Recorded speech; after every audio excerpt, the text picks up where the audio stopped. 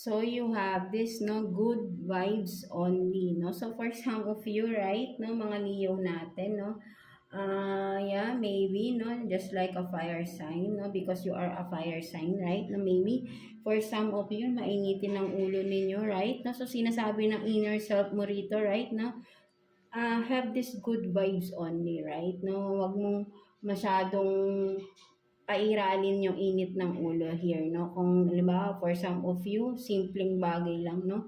Wag idadaan agad sa init ng ulo, no? Be good vibes, no? Attract good vibes lang talaga, right? No? So sinasabi ng inner self mo dito, right? No? So iwasan mo yung because that is negativity, no? You are attracting negativity. That's why parang palagi ka na lang nagiging mainit ang ulo because you are embodying it, right? No? But then if you are embodying or thinking good vibes only, no? Agad-agad magshi-shift, no? Ang init ng ulo, agad-agad magshi-shift into cooling, no? Something like that, no? Mawawala agad, no? Kung good vibes or positivity is in your mind, no? Something like that, no? But then kapag ka nagtutuloy-tuloy kasi yung init ng ulo, it means negativities around you or in yourself mismo, no? So sinasabi ng iyong inner self here to have this good vibes only, right? No, wag kang mag-isip ng bad vibes, no, because you are embodying it, no, something like that, no, naaapektuhan yung everyday life mo, no, something like that, no, mga Leo natin, right? No, so let's see sitwasyon within the family, no, anong meron pagdating sa family, right? No, so kuha tayo ng two cards here for you, Leo, no. Tingnan natin anong meron pagdating sa family. So you have this Three of Cups and then Wheel of Fortune in reverse.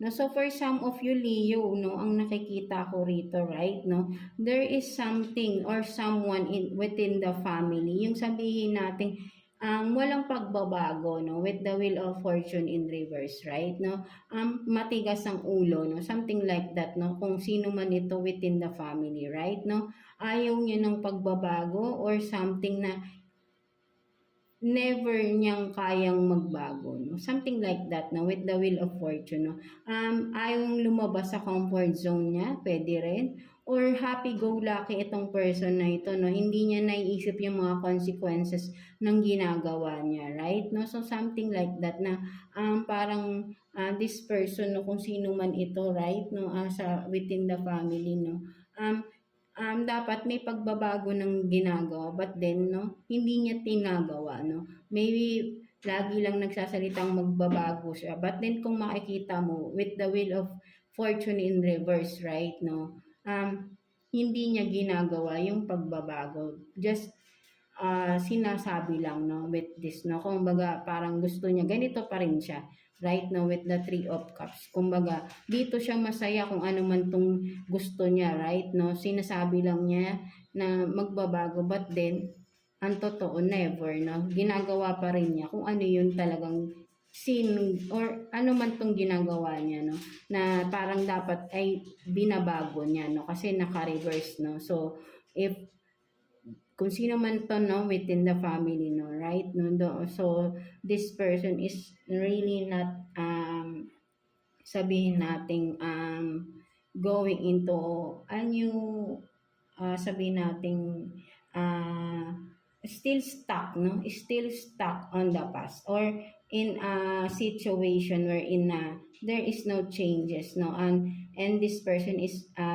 that is ano kumbaga sabihin natin nga hindi natin pwedeng pilitin because ayun ang gusto niya, right, no, so maybe for some of you within the family marami na nagsasabing magbago na to, but then hindi pa rin, no, so yeah, no, sa kanya na lang consequence yun, right, no, with the Wheel of Fortune in reverse, right, no, so nakikita natin, no, nagiging worse lalo, no, with the Wheel of Fortune in reverse, no, yeah, no, yung worst case scenario is yun nga, no, magkakaroon ng hindi mas magandang resulta yung ginagawa niya, no, and consequence niya yun, no? Something like that, no, within the family, no? So, whoever is that, no? So, kayo lang din nakakaalam yan kung sino yan, no? So, let's see, no, situation, no, from the people around you, right? No, let's see. Anong meron pagdating sa mga tao sa paligid ninyo, Leo, no? Kuha tayo ng 2 cards here for you, Leo. People around you, ano bang meron?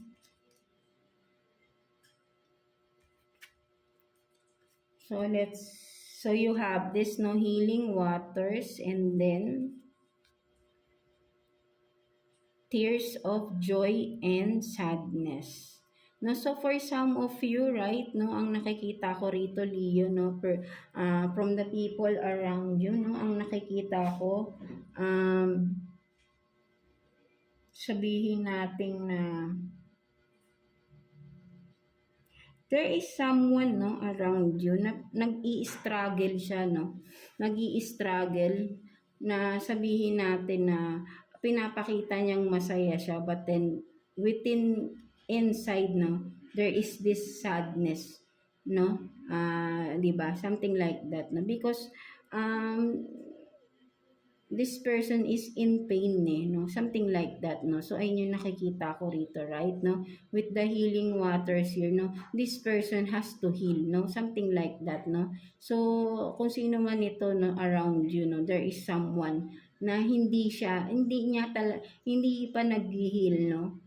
Pinapakitang masaya, but then ang totoo, no? Something na hindi siya, or there is sadness or pain inside, no? And this person has to heal, no, within, no? So, yeah, no? So, kayo lang din nakakaalam nito kung sino ito, right? No? There is someone around you na has to heal or have to or needs to heal, no? Something, no?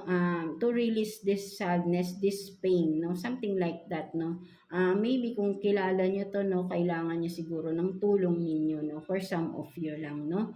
Mga Leo natin, right? No? So, let's see, no? Ano naman pagdating sa inyong career, no? Mga Leo natin. So, kuha tayo ng 2 cards for you, Leo, no? In regards to your career situation, let's see. Anong meron? Kuha tayo ng 2 cards for you, Leo. Career situation for Leo.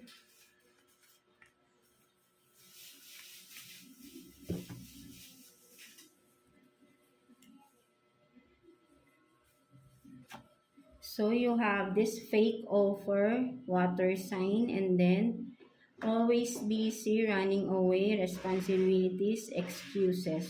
No, so for some of you, no, this particularly water sign, Cancer, Scorpio, Pisces, no, or yeah, doesn't have to be, no, kung any signs naman tayo, but there is someone, no, uh, uh, offers, no, there's is this fake offer, or this person is a fake, no, something like that, no. So maybe kung yeah, regards in your career, no, this person is nakakaapekto siya, no, sa iyong career, no. Maybe kung business partner mo ito, right, no, hindi siya mahagilap for some of you, right, no, laging busy, right, no, yung mga responsibilities niya na dapat kayong dalawa ang nagsusolusyon, no, hindi mo mahagilap itong tao na to, right, no, may ganun dito person, right, no, kung sa businessman na partner kayo ng tao na ito, no, iniwan kayo sa ere, no, laging busy,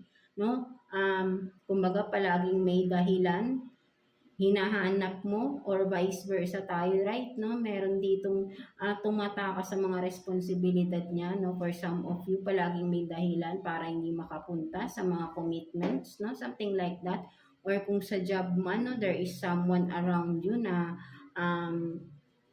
a fake, sabi nating co-worker mo, no? Something like that, no? Na siguro sinisiraan ka for some of you, right, no, at kinakaibigan ka, but then yun pala binabackstab ka, no, something like that, no, but then yeah, no, there is someone, no, around your career, no, businessman or jobman, no, work related man ito na who is a fake, no, who is just using you maybe, no, kung sa pera, right, no, kasi career, no, finances, no, nandiyan lang because of pera, no, but then kapag kailangan mo nawawala, no, something like that, no, there is someone around, no. So kayo lang din nakakaalam again, no, kung sino yan, right? No, so let's see, no, message advice for you ni I mean self-care advice for you this coming week, no, mga Leo natin, right? No, so kuha tayo ng one card for you.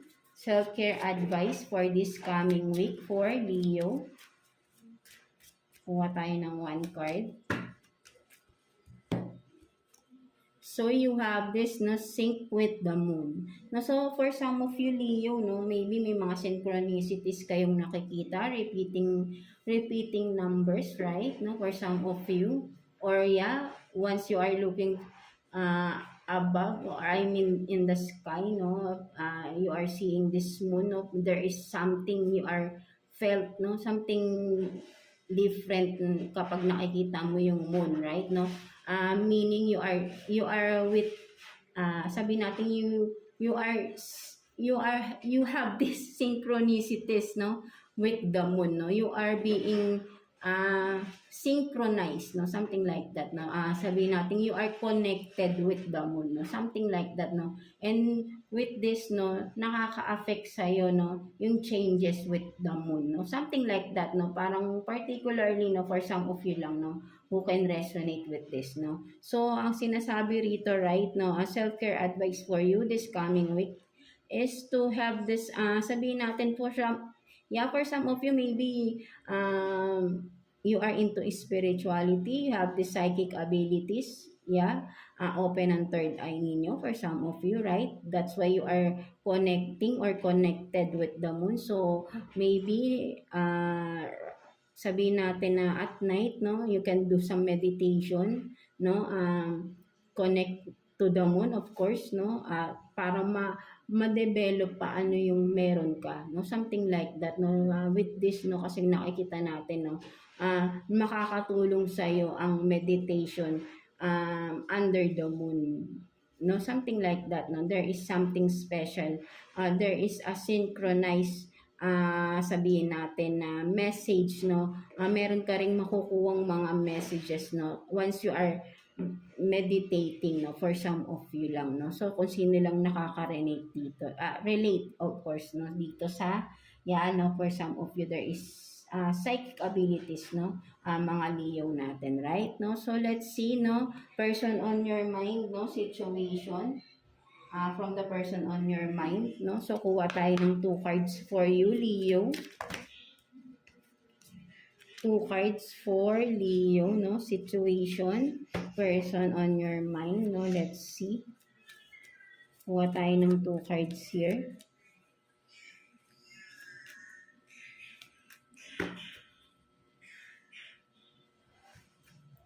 So, you have this, no?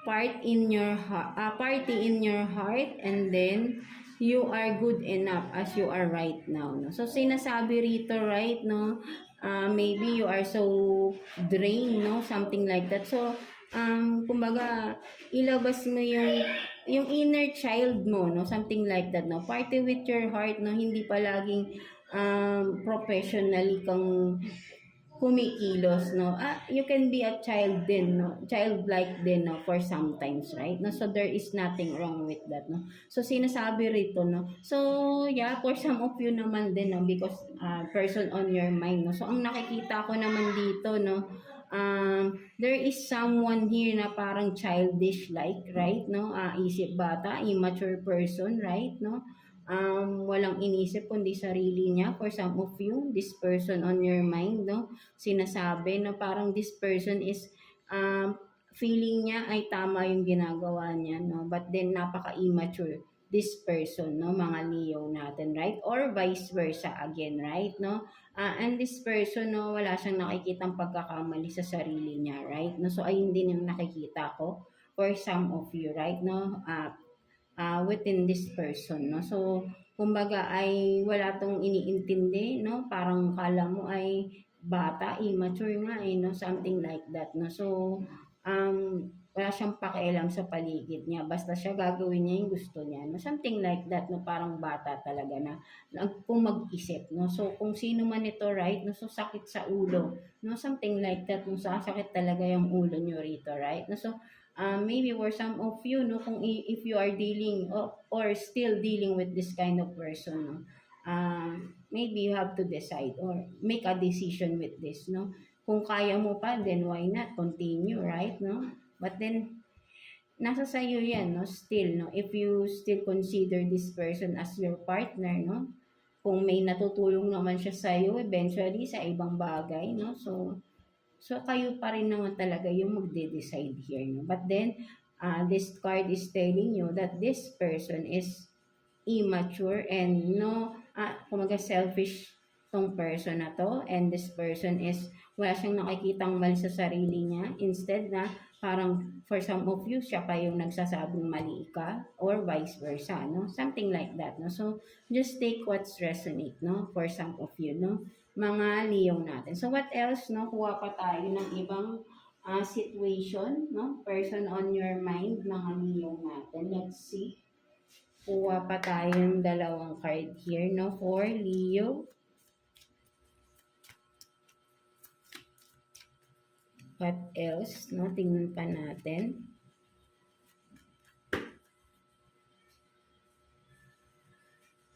So you have this, no, key on a ring, many options, unconditional, one night stand, string along, and then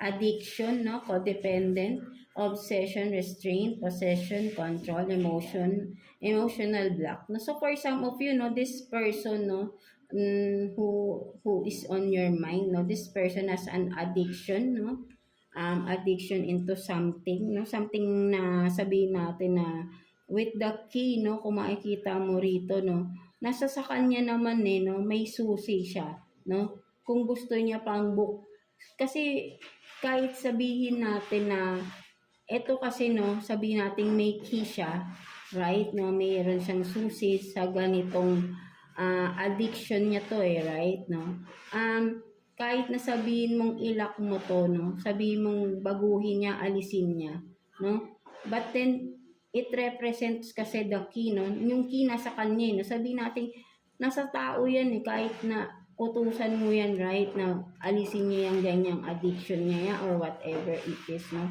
Kung mismong itong person na to, no, literally, no, bubuksan pa rin niya yan, no, kahit ilak mo yan, because nasa kanya yung susi or may susi siya, no, something like that, no. Gagawin at gagawin pa rin niya yun, no, something like that, kahit na anong gawin mo na i-restrain mo pa tong tao na to or whatever, no, ikaw lang din mahihirapan, right, no, because this person is, ang nakikita ko, no, with the codependent rito, kumbaga hindi niya maiwanan hindi niya maalisan, no, itong sitwasyon na meron siya or itong sitwasyon na to na pilit mong sinasabi sa tao na to na alisin niya na or baguhin niya na, but then ang nakikita ko rito, right, hindi niya kayang alisan, no, being obsessed with this kind of ano man ito, right, no, with one night stand, no, maybe for some of you, no, mahilig talaga, right, no, for some of you may obsessed to sa isang bagay, sa isang sitwasyon, no, something like that, no, hindi niya maiwanan with the string along, no. Kumbaga, nakatali siya sa addiction na yun, right? No, may kadena pa dito, right? No, with this kadena, right? No, siya rin yung may hawak ng susi, no? Anytime pwede niyang alisin yung kadena at again, pumunta ulit doon sa gusto niyang gawin, no? Something like that, no? So, it's up to you, no, mga Leo natin, or vice versa tayo. Kung ikaw man to Leo, right? No, may mga ganito kang characteristic, no? So, yeah. So, take what's resonating with you, no? But then, no, kung makikita natin, no, sabi nga wag mong pilitin ng isang tao or wag mong ipagdasal na magbago yan, no? Nasa sa kanya yan, no? Hayaan yung makita niya, yung pagkakamali niya, no? Sa sarili niya, right? No? Wag mong kahit sabihin mo, kasi malaki na yan right? No? Mature person na yan, nagiging immature lang because of his addiction or whatever na ginugusto niyang gawin, no? Because hindi niya nakikitang yung pagkakamali niya unless na may mangyaring hindi maganda or magkakaroon ng resultang hindi maganda. And from that, no, sana wag nang may mangyaring ganun, no, hanggang sa doon siya magigising sa katotohanan may pagkakamali siya, right? No? But then, kung nasa sa tao na yan eh, no? Sabi nga gano'n, no? Kung ano itong mga pagbabagong gusto natin sa isang tao, kung yung tao mismo hindi magbabago, no? So, wala tayong kasalanan doon, right? No? So, ang kailangan nung gawin, no? Move on from that person, detach, no? From that person. Kasi nga, kahit anong gawin mo, kung di niya kayang magbago, maapektuhan ka eh, right? No? Maapektuhan ka talaga. So, kailangan mo, ikaw na mismo yung umalis. No? Maybe from that, baka magbago siya. Once na ikaw na yung umalis. Kasi, nakadepende rin siya sa'yo, right? No, isip niya kasi, tatanggapin mo pa rin siya, right? No, kahit ano pang gawin niya, paulit-ulit, no, tatanggapin mo pa rin, right? No, but then, kung ikaw tong mismo ang magbabago, babaguhin mo, yung sitwasyon mismo, ikaw ang aalis, right? No? Baka tingnan natin, baka from that, no, may makikita kang changes from this person, no? Something like that. But then if there is nothing still, no, changes, no, mangyayari, no, maybe this person is really meant to that addiction or whatever, no. Hayaan niya yung sarili niya malubog. So, siya naman ang kanya na yun. So, that's not your problem anymore, right? No? So, ikaw, magpatuloy ka sa sarili mo because there is something more about you, no? Marami ka pang gustong gawin, for sure, no? So, i-pursue mo yun, no? Huwag mo sayangin yung oras mo sa mga tao na walang pangarap sa buhay, no? Gusto lang ay ganun lang, no? Something like that, no? So, yeah, no, alam mo na yung dapat mong gawin, no, with that, no. So, tingnan naman natin, no, message advice for you ni Universe, no. Tingnan natin. Kuha tayo ng one card for you, Leo, message advice from the Universe. Let's see. Kunin natin, no, message advice.